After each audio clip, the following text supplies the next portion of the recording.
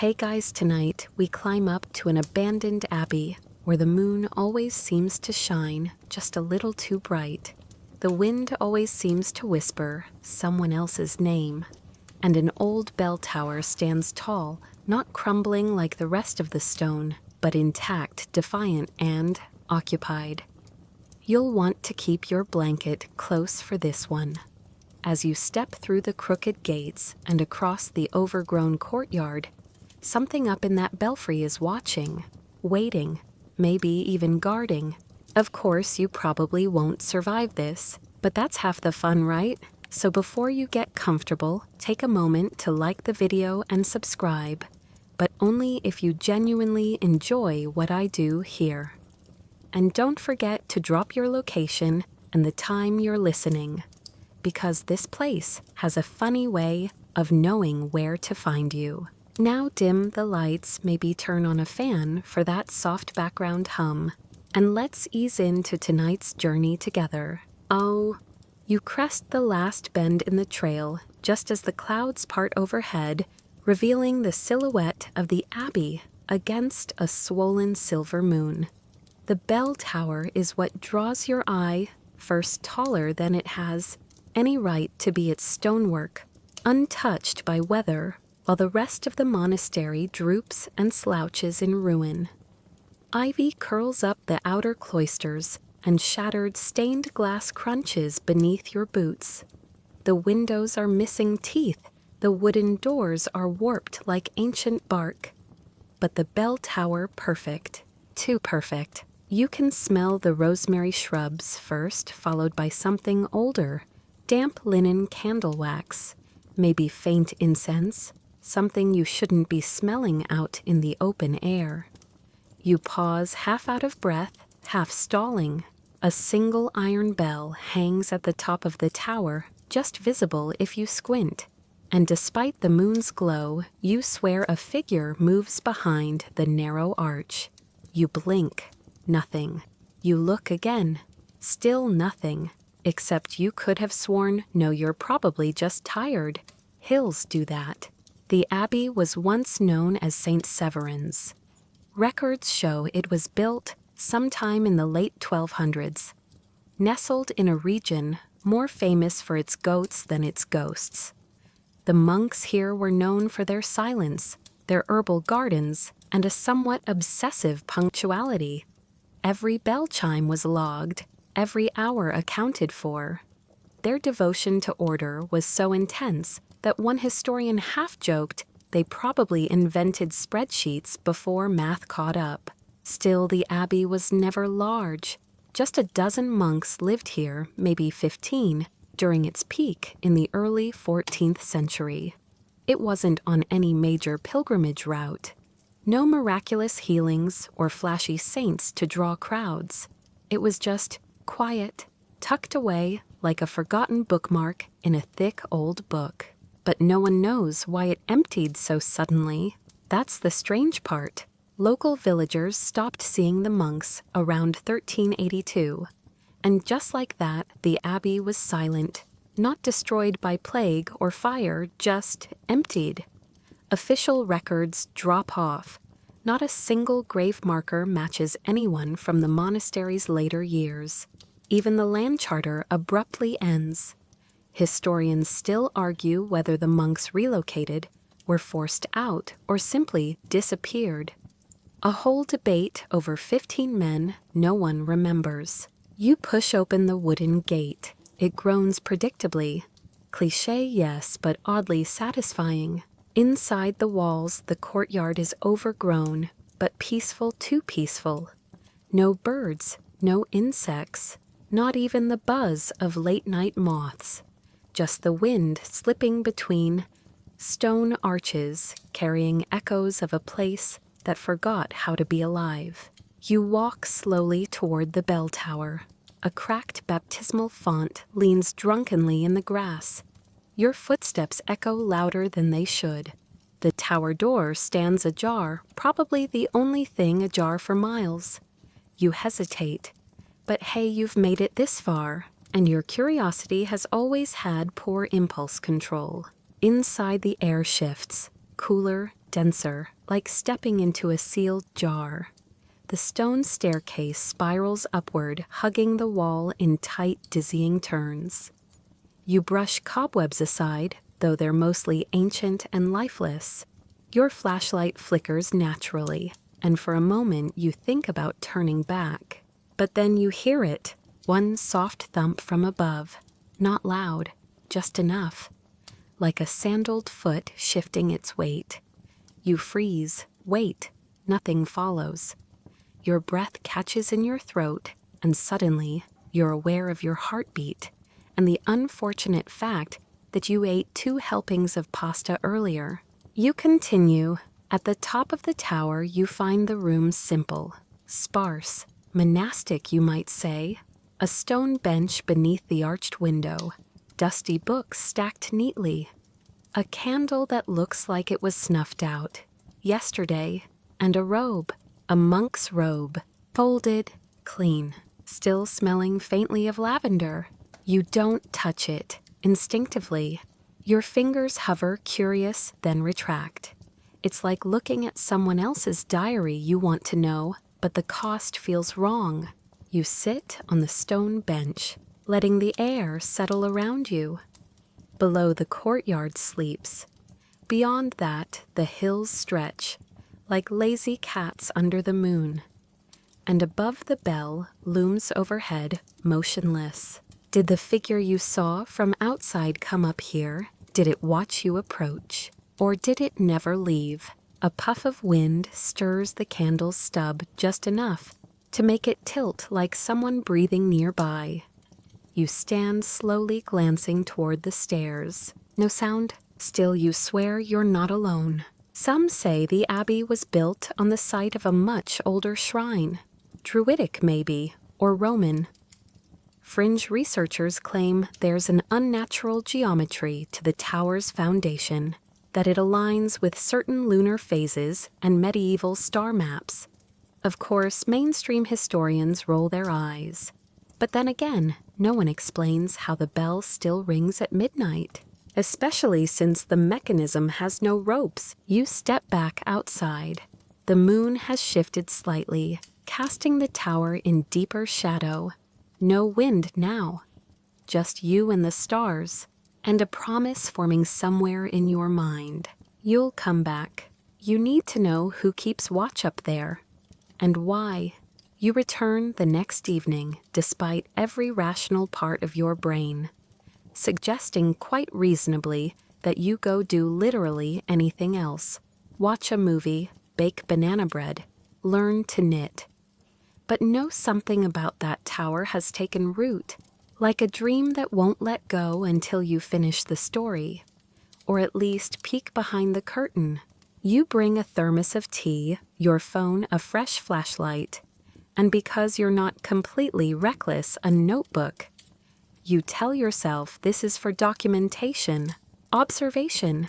Definitely not because you expect to talk to a ghost monk. The walk is quicker this time, familiar, a little less suspenseful, though you still keep glancing up at the bell tower. Still intact, still watching, still a little too smug. The courtyard greets you like an old friend with secrets. The scent of rosemary again, strong and earthy, mixed with the faintest trace of smoke. Not fire, not quite incense, just something, burning. You check your surroundings, but there's no light, no glow, just shadows that feel heavy enough to touch. You step back into the tower and freeze. The robe is gone. You blink twice, then a third time, because you've seen enough horror movies to know. This is the part where the idiot says, maybe it was never there to begin with. But you're not an idiot. You're the kind of person who brings a notebook. You know what you saw, smelled, practically felt. Gone. In its place, a single white feather rests on the bench. Monks aren't known for feather collections, at least not this type. Not bright white, clean, unweathered. You pick it up gently. It's cool, too cool, like it's been stored in a crypt, which, given your location, is entirely plausible. You sit again, notebook in your lap. Time to do what curious minds do, best scribble frantically before logic can intervene. You sketch the room, make note of every item, even record the feather's placement. And then you sit and listen. You stay for hours. The wind shifts, the tower creaks. The bell, as usual, doesn't ring. But just as you prepare to leave, you catch it again, that same faint shuffle from above. Or is it below? Hard to tell in stone. Hard to tell when your own heartbeat is playing drums in your ears. Hello, you whisper. Because whispering in haunted locations is peak common sense. No reply. Of course not. You pack your things, feather included, and descend the steps slowly. The courtyard feels colder, like the sun forgot this patch of land. You leave quietly, but you come back again and again. Over the next week, your visits become ritual. Evening walks to the Abbey, time spent alone in the tower. Nothing overtly terrifying happens. No sudden apparitions, no flying books, not even a single flickering candle flame. Just silence, presence, the unshakable sense that someone is always standing just behind you, arms folded, waiting to be acknowledged. One night, you find a small wooden carving on the bench. It's rough-worn, about the size of your palm. A figure hunched in prayer, hooded, faceless. The kind of trinket that would have been carved by hand long before factories, plastics, or Etsy shops. You trace the grain of the wood, noticing something strange. It's warm. Not just room temperature warm, lived-in warm, like someone had been holding it moments ago. You don't scare easily, but you do spook. And right now you are officially spooked, which is probably why you nearly fall down the steps when the bell above lets out one single clean chime. It's not midnight, not even close. Your phone says 10:14 p.m. You race outside. Nothing stirs. The moon hangs fat and full overhead, casting long shadows across the stone path. And you're just about to convince yourself the wind knocked something loose. Sure, let's go with that when you see the footprints in the dew-covered grass leading from the tower to the old cloisters are unmistakable impressions. Barefoot, narrow, about your size, fresh. You follow. Because again, logic is on vacation. The cloisters are roofless now. Open to the stars, ivy, curling up their arches. You wander between the columns, footsteps, silent ears, tuned to every creak and sigh. And then you see it, a single candle flickering in the apse at the far end. Just one. You step toward it, drawn by its impossible glow. But the closer you get, the more it dims like a mirage receding, until you're standing where it was, and there's nothing. But the air smells sweet, lavender. Again, St. Severin's monks were known herbalists. Their gardens, long since vanished, were supposedly a marvel growing rosemary, sage, even hyssop in tightly organized beds. But lavender? That's rarer, especially in this region. One fringe theory suggests they used it in burial rites, wrapping their dead in scented cloth as a symbol of peace. Problem is, no bodies were ever found. No graves, no tombs, nothing. Historians still argue whether the monks buried their dead elsewhere, cremated them secretly, or yes, we're going there, entered some sort of mass spiritual disappearance. Think of it as the medieval monastic version of ghosting, literally. You linger in the apse, watching the shadows twitch between the stone ribs above. This was once the heart of the chapel where chants rose and candles danced. Now it's just wind and memory. You turn to go and nearly drop your flashlight. The wooden carving is back, only this time it's placed on the ground just behind you. Same shape, same warmth. And now next to it, a line drawn in the dew, a line pointing directly to the crypt entrance. Well, You did say you wanted to know. The crypt door yawns before you like it's been expecting company. You shine your flashlight into its throat, half hoping it sputters out just so you can rationally turn around, but no such luck. The beam holds. The stairs are narrow, damp, and steep enough to make your knees whisper passive-aggressive comments. Each step echoes despite your best efforts to tiptoe. You pass through a carved arch where some ancient hand once etched Latin, too weathered to read. Probably something like "abandon all hope," ye with curious habits and poor decision-making skills. The crypt is colder than outside, not just temperature time cold, like you've stepped out of the present and into a sealed vacuum of forgotten hours. The air smells like old stone iron, and because nothing here is ever straightforward fresh time, you don't question it. The room opens up slowly, little by little, like a reluctant book.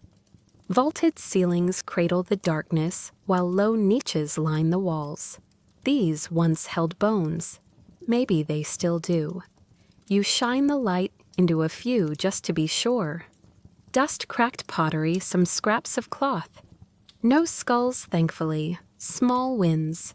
And then you see him. Sitting in the corner, barely illuminated by your torch, is a figure. Hooded, still. You freeze so hard your bones file a complaint.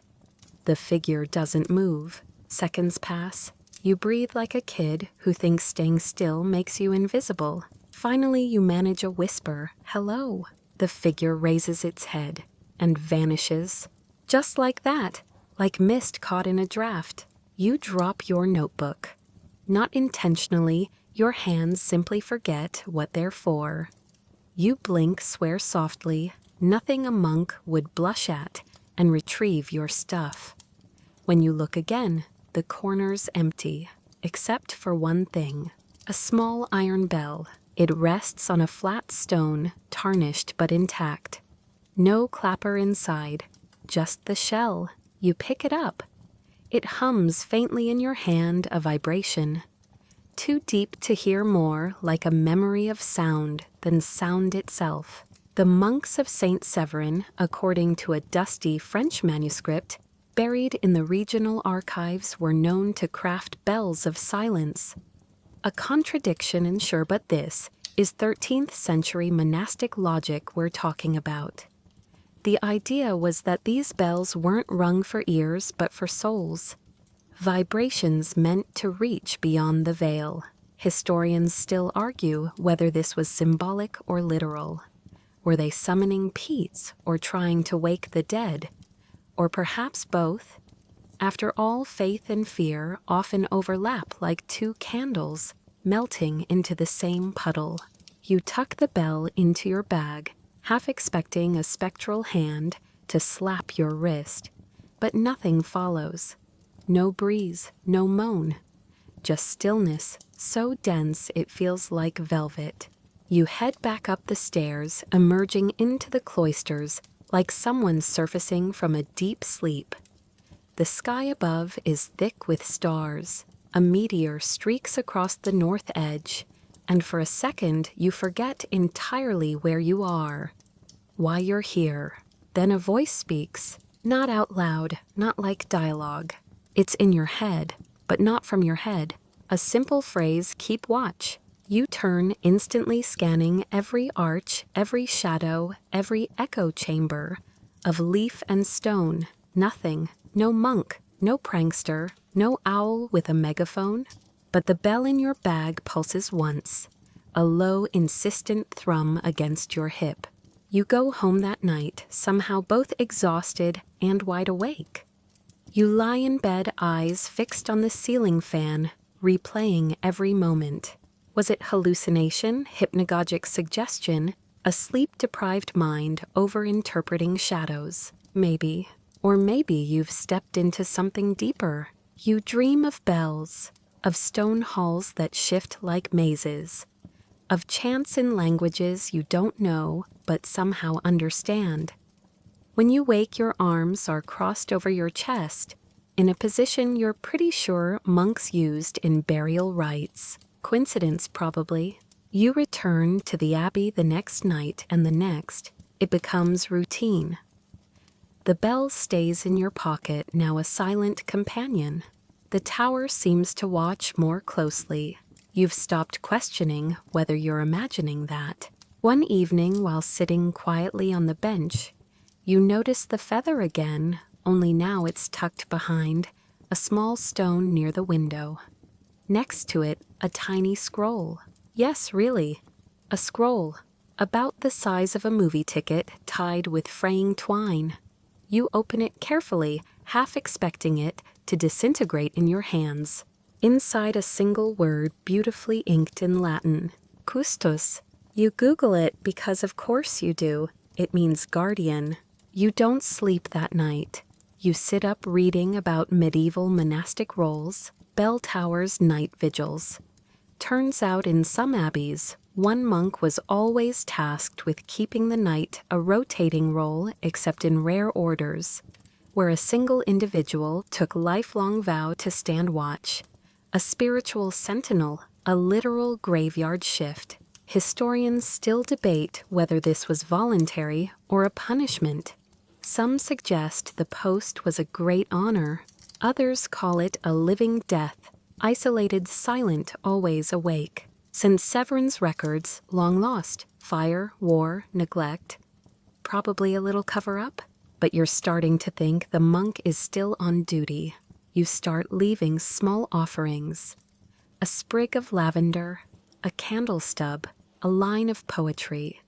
The monk never appears again, not fully. But you sense approval, or at least attention. You're being watched, and not in a creepy stalker kind of way. In the way a lighthouse keeps its beams sweeping, even when no ships are near. One night, as a storm brews above, and thunder rumbles, like far-off drums, you hear the bell again. Just once, a note so low it trembles your teeth. And this time it's not from the tower. It's from below. You freeze mid-step, every molecule in your body, suddenly negotiating whether to run, scream, or politely faint. The low hum from beneath your feet fades as quickly as it came, but the sensation remains, like the floorboards beneath the cloister walk, still carry the aftertaste of sound. You squat down, press your palm to the cold stone, and hold your breath. Nothing, just the old chill of limestone and history. You make a decision. A weird one, but not your weirdest. You go back into the crypt. Not because you're brave, necessarily. More because curiosity is louder than common sense tonight. Plus, you're already this far in. May as well keep digging. Literally. Back in the crypt, the air feels different, less abandoned. The dust seems stirred, and a faint scent of frankincense lingers, not fresh, but like the ghost of an incense stick burned a century ago. This time you explore the rear wall, your flashlight flickering across uneven stones. You run your hands along the cold masonry until you find it a section slightly recessed. Your fingers brush a series of tiny holes, breather vents. Then you hear it again, a dull thud like a heartbeat, muffled by earth and time. Not loud, not angry, just persistent. Thud, thud. You press your ear to the wall. Nothing. But when you back away, something shifts a stone, maybe two, trembles outward, a hair's breadth. You're not alone in noticing. A soft breath brushes past your ear, just enough to raise the hairs on your neck. You whip around, empty room, classic, then light. A soft golden glow seeping through the cracks between the recessed stones. Not electric, not fire, more like a memory of candlelight. You press again, harder this time. With a faint grumble, the stones give way, revealing a narrow passage. Not tall, you'll need to crouch, but you've come this far. Of course you go in, and instantly regret wearing your favorite jeans. The crawl space opens into a chamber you had no idea existed. Not on any map, any blueprint, not even the obsessive historical diagrams pinned across your living room wall. This place has been utterly erased from record. In the center, a well, dry but polished smooth by centuries of hands.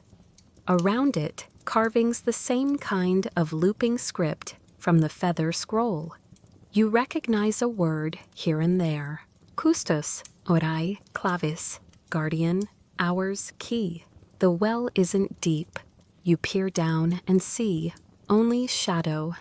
But the air rising from it is cool and smells of rosemary. Again with the herbs. It's like this monk was part-time apothecary.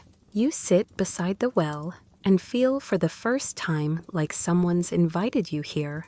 There's something oddly comforting about the room. Despite its isolation, its secrets, you don't feel afraid. You feel expected. Like pulling into your driveway after a long trip and finding the porch light already on. You decide to stay a while. That night you dream vividly again. This time you're standing in the bell tower high above the abbey. The sky is molten with sunset, the kind of gold that makes you forget clocks exist. A bell hangs above you, suspended in midair, unmoving but resonating. A figure appears beside you, hooded of course. His face is hidden, but his hands are gloved in white linen. He gestures toward the landscape beyond. You see flashes, not of the future, but of different nows. One where the abbey is aflame, one where it's buried in vines, one where it's pristine and full of chanting voices. Each vision dissolves like a reflection disturbed by rain. Then the monk turns to you. His voice is a whisper, but it cuts through the dream like glass. The bell remembers. You wake up with a start heart rattling in your chest, like it's trapped in a box too small. The bell in your bag glows faintly for a second, then goes dark. Okay, cool, totally normal souvenir behavior. The next day, you dig deeper into historical texts. You find references scattered obscure, probably dismissed by serious academics, as medieval embellishment about monks who believed time could be watched the way a shepherd watches a flock. They called it the vigilum aeternum, the eternal vigil. One record describes a monk who never left the tower in death. He was buried seated still, facing outward toward the hills, clutching a bell with no clapper. No name recorded. Just he who waits. Historians still argue whether the account is allegorical or literal. Some say it was symbolic of spiritual vigilance. Others suggest a more esoteric role, that the monk wasn't guarding the abbey from outsiders, he was guarding time.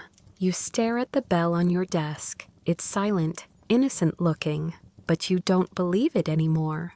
You start keeping your own vigil. You visit the abbey at sunset, sit by the hidden chamber, and just listen. The dreams intensify.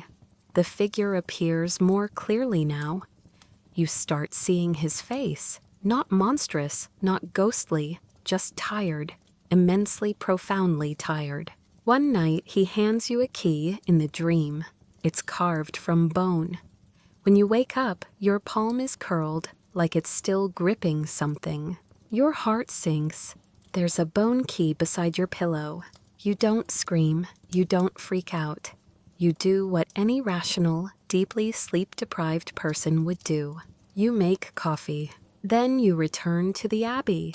Inside the hidden chamber, you notice something new. A slot in the stone wall's the size for a key. You insert it. A quiet click follows. Then, nothing. The wall doesn't open. No staircase descends into hell. Just on silence. But when you turn, the monk is there, fully present, real, or as real as you'll allow. He looks at you with a gaze that's not demanding or frightening, but immensely heavy. Like he's been waiting a long, long time. He raises a hand, points to the bell in your satchel. then points to the tower. Your job is starting to feel less like investigator and more like inheritor. You don't remember walking to the tower. Somehow, your feet carry you without input, like the rest of your body is in agreement about what needs to happen, while your brain just clutches its emotional support latte and stares stunned. The key is still warm in your pocket. Your bell is nestled against your chest, where you've looped it into a threadbare cloth and tied it beneath your coat. It doesn't make a sound, not even when you stumble, not even when you hit the fifth stair on your shin. Hard enough to question whether ghosts have health insurance. The tower is older than the rest of the abbey. Romanesque, perhaps. Heavy arches, deep-cut grooves from centuries of wind and weather and bored pigeons. It narrows as you ascend until the last set of stairs feel more like a spiral ladder pulling you upward into a place people were never supposed to go. At the top a hatch, you push it. It opens with a reluctant groan, like the building itself is waking up. And there it is, the belfry. Wooden beams stretched like ribs over the open air, the wind curling through them in long, plaintive sighs. The great bell hangs above you, towering ancient cast in some alloy that shimmers strangely in the dusk. You'd say bronze, but there's something off about the hue, greenish like oxidized copper, but darker, wetter. It reminds you of deep-sea shipwrecks. The bell has no clapper. Just like in your dream, there are carvings along its edge. You lean in. Vocatus atque non vocatus bellus veniet. You frown. Called or not called, the bell will come. No, wait. The beautiful one will come. Or maybe the bell itself will come. Latin's tricky like that, especially when your conversational grasp of it mostly came from watching gladiator movies with subtitles. The wind rises. You step into the center of the belfry, your footsteps lost beneath the moan of ancient timber. Around you, the landscape stretches in a muted watercolor of mist and twilight. Farms, tree lines, a distant village where people are probably binge-watching TV and ordering takeout, completely unaware that a possibly immortal monk ghost just passed you the metaphorical time baton. Classic. The monk appears beside the bell, silent. No fade in this time, no spooky light show, just there. You expect him to speak. He doesn't. Instead, he holds out his hand. You place the bell in it. He nods, and then for the first time he rings it. But there's no sound. Instead, the world bends, like heat off pavement, like the moment before a migraine. Time itself stutters. Birds freeze mid-flight. The air becomes syrup. And then, a blink, you're in a different year. It's the same tower, but younger, cleaner, no vines, no decay. Bells below you chime the vespers. You hear the abbey, alive with footsteps, whispers, laughter. Candles glow through stained glass. Someone's humming. You look beside you. The monk is still there, but younger too. His face visible, now angular with sunken cheeks and wide, alert eyes that look like they've read more books than you've eaten hot meals. He sees you and smiles. The bell does not call for time to stop. It calls for time to be noticed. You blink again, and the world returns. Same tower, same wind, same present. Your knees give out. You sit hard against the wood. The monk is gone, but the bell, now it does have a clapper, a long dark iron tongue suspended in place, as if it had always been there and you simply never noticed.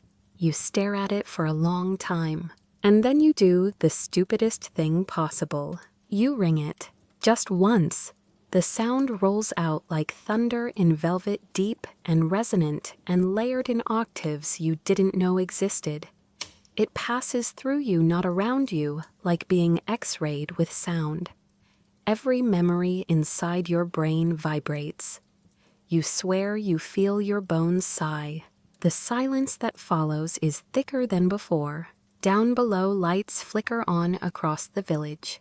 You see people step out of their homes confused. Some clutch their ears, others look skyward bewildered. A dog barks, someone drops a glass. You might have just broken the sky, or just said hello. Either way, no going back now. You descend the stairs slowly, half expecting the monk to appear again. He doesn't. But when you reach the bottom, the abbey is different. Not physically still, the same worn stones and ivy-cloaked corners, but in energy. Something's awakened. You feel it hum under your skin. Not ominous, not malevolent, just watching. The next few days are strange. People in the village talk about the sound. Some say it was the abbey shifting, others think it was thunder. A few old-timers mutter about omens and that bell what don't ring no more. You keep your mouth shut. Instead, you dive deeper into records. Find more obscure mentions of custodes horarum keepers of the hours. Monks entrusted not with prayer or copying scripture, but with watching, listening, waiting. A role passed down quietly, a task, not a title. You're starting to think the monk wasn't a ghost. He was a recruiter. Historians still argue whether these monks were real or whether they were just early timekeepers with a poetic bent. Theories range from secret societies to proto-scientists to ancient alien contact. Because of course someone had to say it was aliens. But no theory explains why since the bell rang, your dreams have stopped. Not gone changed. Now you dream from inside the tower, and you're the one watching. And every evening just before dusk you feel it again. The pull to return. You try to resist it at first. That pull to return to the tower. After all, who wants to be the spooky caretaker of a potentially haunted bell that distorts time and attracts mysterious monks? Like it's handing out backstage passes to eternity. But resistance is like trying to hold your breath during a yawn. It works for 2 seconds. Then your body laughs at your arrogance and does what it wants anyway. So back you go. Each time you climb the tower, the air changes a little more. It's subtle at first, a faint floral note in the breeze, where there should only be moss and dust. A flicker of movement just past your peripheral vision that vanishes when you turn. Then one evening there's music, faint chime-like notes you can't place. Not quite melody, not quite chaos, just enough to feel like something ancient is trying to remember how to hum. You find yourself talking to the bell, like it's a roommate who won't help with dishes but knows things you don't. You ask it questions. It answers with silence. One evening, when you're particularly sleep-deprived and feeling philosophical, you ask, "What are you watching for?" The bell doesn't answer, but the monk does. He appears beside you with no preamble, hands clasped behind his back. Still ghostly, still not a fan of personal space. The moment between hours, the seam. You blink at him. That's cryptic, even for you. He almost smiles. It's like watching granite try to smirk. There is a seam between moments. Most live their lives unaware of it. But those who notice, they guard it, because something might come through. He looks upward. You do too. The stars are brighter than usual. Not in the romantic picnic under the cosmos way. More like the sky has leaned closer, trying to hear better. Come through from where you ask. He doesn't answer. Instead, he hands you a scroll. Like a literal scroll. Parchment tied with red twine, smells like old candle smoke and overachieving librarians. You hesitate, then unroll it. Inside is a chart. Not a star chart, not exactly. More like a time chart. Moments marked in loops and crescents. Names beside dates you don't recognize. Symbols next to some, like an hourglass, a bell, a closed eye. One of them is circled in charcoal. Tomorrow's date. You look up. The monk is gone. You sleep fitfully that night, haunted not by nightmares, but by a peculiar absence, as though your brain's dream department has gone on strike, leaving nothing but static and the taste of metal behind your teeth. The next morning, you head to the village to clear your head, and immediately realize something's off. Everyone's slower, not sluggish like hangovers or heat stroke, just offbeat, blinking slightly too long, speaking just a fraction behind the rhythm of their words. Even the bird song seems mistimed, like someone's trying to teach a parrot Morse code and failing. You grab a coffee, watch the world glitch, and mutter, "Yep, totally fine." Just cursed by a ghost monk and his ancient musical bell. No one even blinks. That afternoon, you return to the tower. You bring the scroll.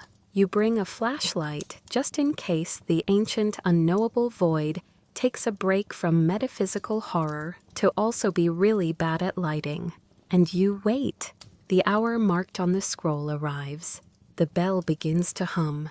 Not ring hum, like a tuning fork struck inside your soul. The monk appears, but this time he's not alone. 2 others come with him, one in dark green robes, face hidden behind a carved wooden mask shaped like an owl's.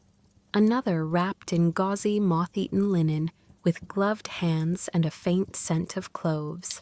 They do not speak, but they nod to you, and then together they ring the bell. It tolls once. Time stutters. It tolls twice. The world turns inside out. It tolls a 3rd time, and something answers. From the seam between moments, something knocks. 3 short pulses. Not sound pressure, like your blood trying to reverse. The monks don't panic, which is somehow worse.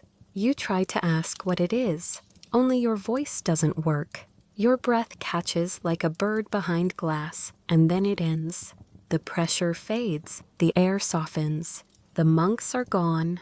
You're left alone, heart-racing, ears ringing, kneeling on the belfry floor like someone just shoved your soul through a pasta roller. You eventually stand. The scroll now has a new mark. The same symbol that was next to today's date now appears on your hand, a faint silvery outline that glows when you look too long. You go home. You don't sleep.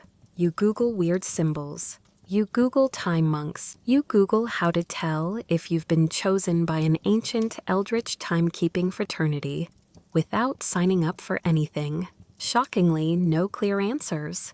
But you do find an old forum post dated years ago written by someone in another country. It mentions a bell, a monk, and a date, the same date you saw on the scroll. Historians still argue whether early monastic orders had secret branches devoted to time observation, or if it's all just myth built from scattered folk stories and slightly over-caffeinated researchers with too much access to medieval marginalia. But one thing's clear, you're not the only one. You start keeping a notebook, not out of paranoia, exactly more like self-defense. Your memory's getting strange. Certain days feel doubled, like you've lived them twice, but only remember one. Conversations loop. Clocks freeze for a beat, then catch up pretending nothing happened. You write everything down. Names, dates, colors. The smell of the air at 3:17 p.m. The exact shape of a pigeon's shadow on the cobblestone. You're not taking chances. A week after the ringing, your notebook flips open on its own. Well, maybe the breeze caught it, except the pages settle on one you haven't written yet. It's blank save for a single symbol in the corner, that same eye-shaped glyph from the scroll. Your palm itches. You slap the book shut and pretend that's normal behavior. Later, when you return to the tower, it's locked from the inside, which is a problem since you have the only key. You circle the base. No windows open, no monk footprints. Just that deep, warm hum of the bell, barely audible, like it's dozing but still dreaming. You sit on the ground, annoyed. and weirdly comforted. If you wanted alone time, just say so, you mutter at the stone walls. The bell replies with silence. The next day the tower opens again, but something's changed. It's cleaner, brighter. Candles burn in iron sconces you don't remember. A table has been placed in the center with neat stacks of paper quills and a tiny ink pot that never seems to run dry. And oh right, a sleeping cat, curled up like it owns the place. For dark as velvet eyes shut tight. You kneel beside it. It doesn't wake, but it does start to purr. Loudly. The sort of purr that suggests you've just been accepted into a secret society without knowing the password. Naturally, you name it Timecat. Timecat, as it turns out, is kind of a jerk. But in that charming, aloof way cats tend to be. It follows you everywhere, usually by teleporting when you're not looking. You once blinked, and it was suddenly sitting on top of your fridge, watching you eat cereal like it was evaluating your existence. Fair enough. As days pass, you start seeing the other monks more frequently. They don't talk. They just appear and observe. Sometimes one will hand you a scroll or a page of notes, written in a script that changes when you're not looking. One evening you find a tiny book bound in red leather with no title. Inside there's a map, not of any landscape. It's a map of time, spirals and curves, circles within circles. At the center is a single phrase in English, "Guard the quiet hour." You trace the letters heart thudding. Below, someone has scribbled a footnote. You'll know it when it tries to leave. Right. Clear as mud. So you do what any reasonable person would do, you ask Timecat. She blinks slowly, turns her back on you, and knocks a candle off the table. Message received. Later that week, you spot the owl-masked monk from before. He stands atop the bell tower, unmoving, watching the stars like he's expecting them to rearrange. You climb to join him. He doesn't speak, but he hands you something. It's not a scroll this time. It's a bell striker, polished ironwood, etched with looping patterns that shimmer when turned. The end is weighted, designed to awaken the bell without shattering the air. You hold it like it's a wand, which maybe it kind of is. He gestures toward the bell. You hesitate. Then you strike it. Once, just once. The sound is impossibly pure. No echo, no delay. It's a note that exists everywhere for a moment and then vanishes. And when it's gone, so is the monk. That night, you dream of staircases made of moonlight, of a city hanging upside down beneath your own, mirrored and silent, of a room filled with every version of you who didn't climb the tower. They're all asleep. You wake up with ink on your hands. Your notebook now contains 5 new pages, none of which you remember writing.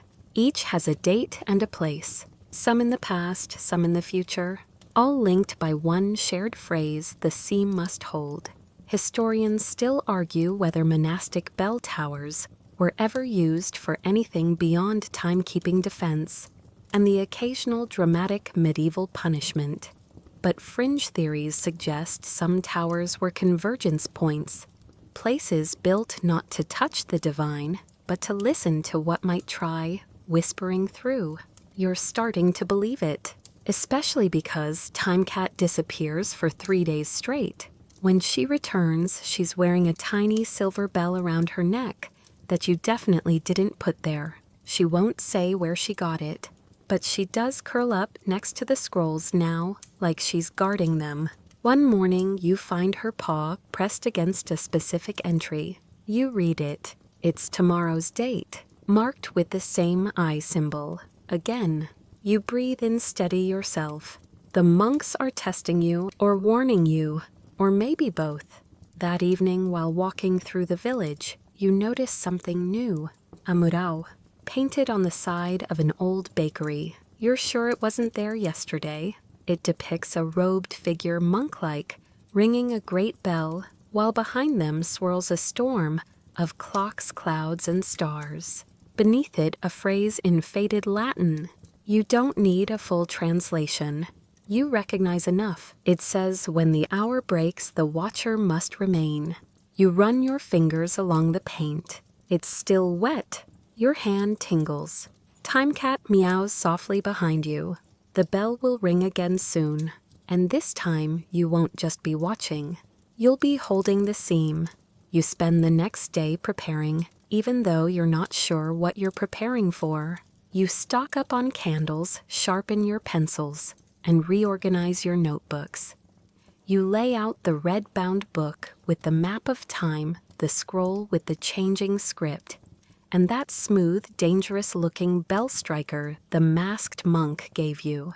Timecat watches from the table tail twitching as if she's grading your performance. Outside the village feels thinner, like the world's texture has been stretched. People walk slower, their eyes half-lidded conversations, trailing off mid-sentence. And the clock tower's shadow seems longer than usual, even when the sun is high. That's totally fine. Nothing unsettling about unnatural geometry at all. You ascend the tower just before dusk. It's quiet but not empty. The air hums just below the range of hearing.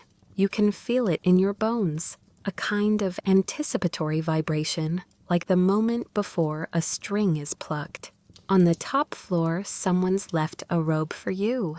Monk style naturally, hooded midnight blue, and definitely not something you ordered off the internet. You try it on. It fits. Of course it fits. You stand in front of the bell. It doesn't look any different, but you know it is. Something is coiled inside it now, waiting. The moment stretches. And then, without sound or flash, something changes. It's like gravity shifts. The air thickens. The candles flicker inward, sucked toward the bell for a breath before flaring back. A low chime rolls out. Not from you, not from the striker. The bell rings itself. Once, twice. The tower trembles, and you feel it the seam. The hour is trying to leave. Time as you know it is unspooling. You raise the striker. Just as you're about to hit the bell, everything freezes. Literally. The candle flames stop mid-flicker. Dust particles hang motionless in the air. A drop of melted wax hovers halfway down a brass holder. And standing across from you at the far end of the bell chamber is a second version of you. Yeah, that's not horrifying at all. They're dressed like you. Same robe, same bell striker in hand. But their eyes glow faintly gold. You stare, they stare back. Don't they say softly? Their voice echoes layered like multiple timelines are speaking in sync. You blink. Don't what? Don't strike it yet. But the seam isn't ready. Of course, naturally. You're talking to a future self who's now issuing timeline tech support. Your future you gestures toward the scrolls laid out behind them. Symbols swim and twist on the pages, rearranging into constellations. Listen, they say, stepping closer. You're not just guarding the bell. You're anchoring the hour. It wants to run wild. Multiply. Split into echoes. Why? Future you smiles sadly. Because we let it once. Because curiosity got ahead of caution. You sigh. Classic us. Timecat meows loudly.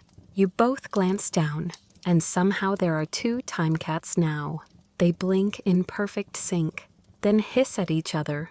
This is getting out of hand. Historians still argue whether medieval conceptions of time were linear cyclical or something altogether more abstract. Monks often saw time as divine measured by the ringing of bells, yes, but more importantly, ordered by duty, ritual, and discipline. But there's a lesser-known theory among esoteric scholars that bell towers were not merely built to keep time, but to bind it. You believe it now. You ask, so what happens if I do strike it? Future you looks grave. The hour repeats, again and again. Every life becomes a loop, a prison of almosts. And worse, it draws attention. You frown. From who? Future you only says not who, when. Vague, cryptic, typical time travel nonsense. Okay, you say, so what should I do?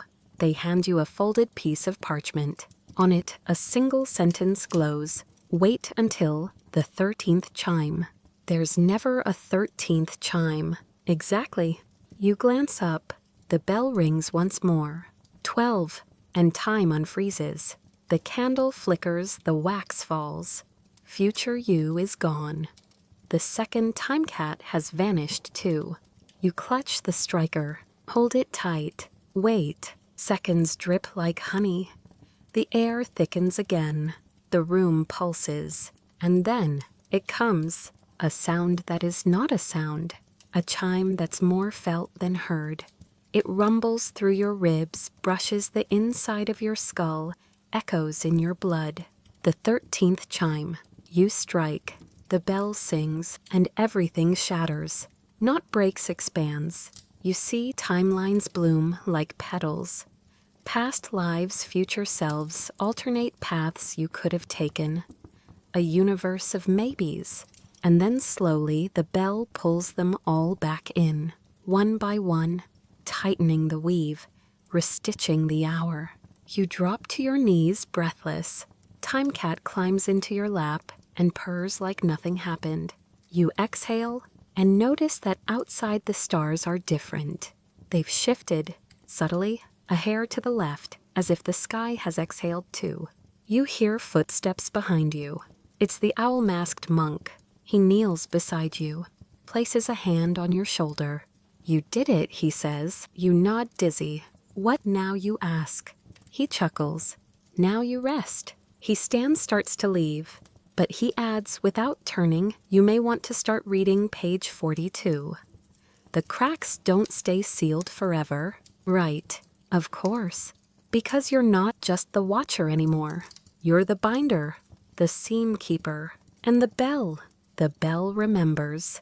You spend the next few days mostly horizontal, which is fair given you may or may not have just manually prevented the fragmentation of linear time with a medieval sound weapon.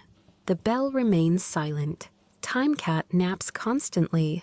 You'd worry, but you're doing the same. In the quiet, you start flipping through the book again. Page 42 is confusing. There's a map. A different one from before. It's not of the tower or even the surrounding village. It's a spiral drawn in shimmering ink, labeled with phrases like memory shelf, the hourless garden, and threshold, do not enter without socks. Charming. Also ominous. The monk visits you again, not in your room, but in your dream. You find yourself sitting in the bell chamber, watching him balance a spoon on his finger. Why, no idea. You did well, he says, not looking up. The hour is whole, for now. You watch the spoon fall and bounce into a teacup that wasn't there before. But you said the cracks don't stay sealed. He nods. Time is enthusiastic. Think of it like a toddler with access to fireworks. You raise an eyebrow. And I'm the babysitter. No, you're the librarian. This does not clarify anything. He gestures to the spiral map. There are places outside the hour, he explains. Memories that don't belong. Ideas that leaked. Like alternate timelines. Like echoes of choices never made. They gather. They weigh down the weave. You'll need to find them. Find them and file them. Contain them. Or if necessary, reconcile them. No pressure. Then he fades. You wake with a start. Time Cat's sitting on your chest, purring like a foghorn. You get to work. You explore the map. The spiral isn't geographical. It's more conceptual. Each turn inward feels like a descent into something more abstract. You're not moving through space. You're traveling through possibility. At the spiral's edge, you visit the memory shelf. It's an actual shelf, weirdly, floating in nothing, stacked with jars. Each jar holds a moment. You pick one up. It's cool to the touch. Inside, you see yourself, age 10, running down a hallway laughing. But it's not a memory you have. Historians still argue whether dreams represent subconscious wish fulfillment memory, consolidation, or simply random neural activity you mutter aloud as you place the jar back. Then you pick up another. Inside, a version of you who never came to the tower, who stayed in your old apartment, worked your old job, and never once time-traveled via Bell Acoustics. This one aches a bit. You file it carefully. You make your way inward. The hourless garden is next. It's lush, timeless literally. No sun, no moon, just ambient glow. Strange plants sway, each one labeled in a script you can't quite read. Some grow backwards. One appears to be ungrowing a vine, unspooling itself into the soil. A small plaque reads, "Temporal flora, adapted to exist outside regulated chronology."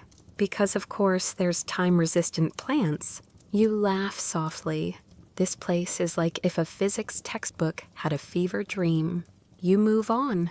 The deeper you go, the more unstable things feel. You reach a threshold that flickers in and out of visibility. The sign reads Threshold 5, socks mandatory. You look down. No socks.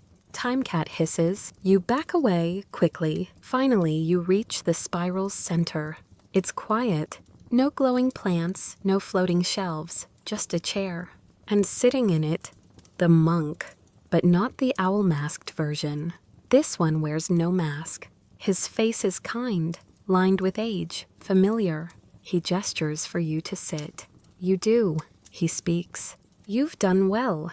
You nod. I feel like you've said that before. He smiles. I have. In your future. In your past. All the same to the spiral. You exhale. I'm tired. I know. You're carrying a bell's worth of time on your shoulders. Is that a real measurement? It is now. You both laugh. Then he leans in. There's one last task, he says, before you return.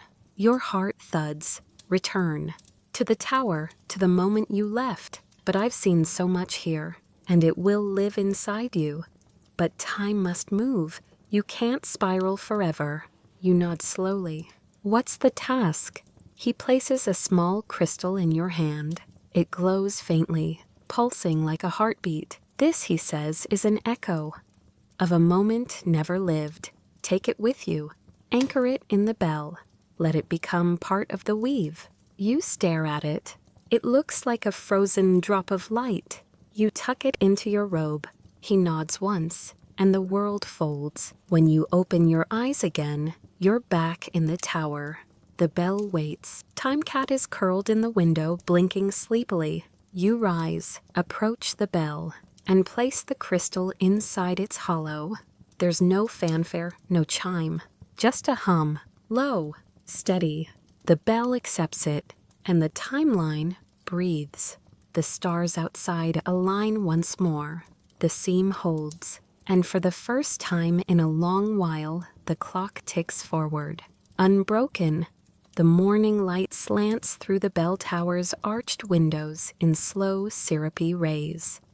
Dust floats lazily in the beams, suspended like time itself has paused for one long exhale. You sit on the stone floor back against the cool wall, watching Timecat try to catch a floating dust mote with one lazy paw. He misses every time, but doesn't seem to mind. Classic cat behavior. The bell now faintly pulsing with that frozen moment you delivered, your secret echo sits quiet again. No more shudders, no more flickers in reality. Just a soft hum like the tower itself is asleep or maybe meditating with noise-canceling headphones. You stretch. Did I just repair the fourth dimension with vibes and a glowy rock, you ask aloud? Timecat blinks, which is cat for obviously. You wander downstairs. The tower is familiar now. Not just in layout, but in presence. The walls aren't just stone, they're stories you realize. Echoes, trapped emotions, resonant harmonies of the people who once passed through here. One corner smells faintly like cloves and old incense. Another creaks differently under your foot, like it remembers a particularly heavy monk tripping down the steps in 1382. You reach the little side chamber where the old ledger sits. Its pages have changed. Now beneath your name, a new entry has formed. Echo reconciled. Spiral closed for now. Well, that's not ominous. You notice one other thing. The last page has a scribbled note in handwriting you don't recognize unless.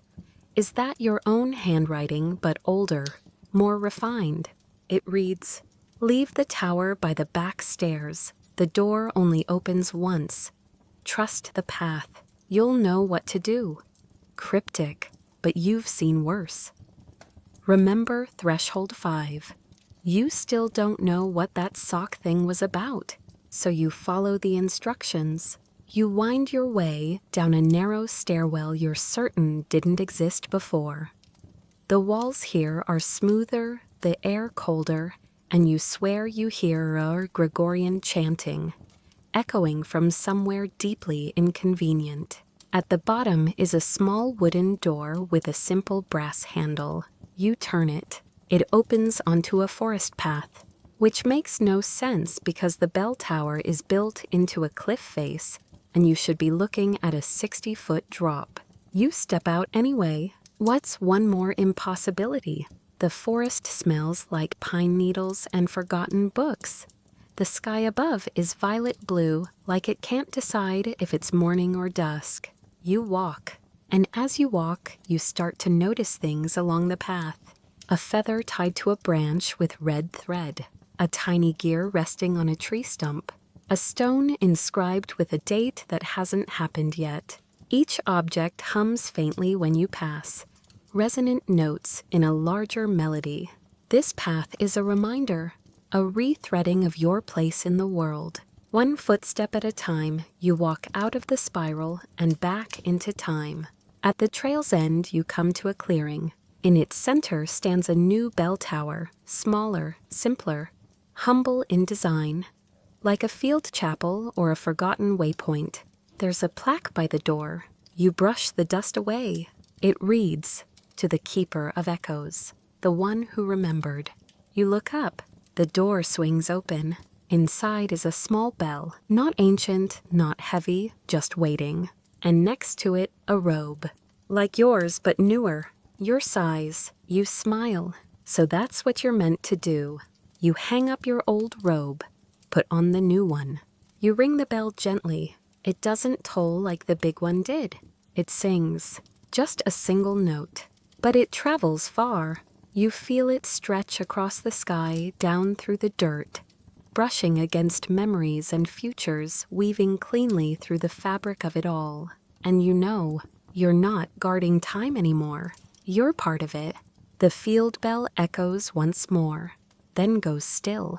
You sit down on the wooden bench inside. Watch the shadows move along the floor.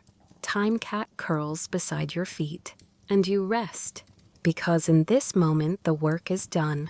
The bell has been guarded, the spiral walked, the echo remembered, and somewhere deep within time, the tower still waits for the next one.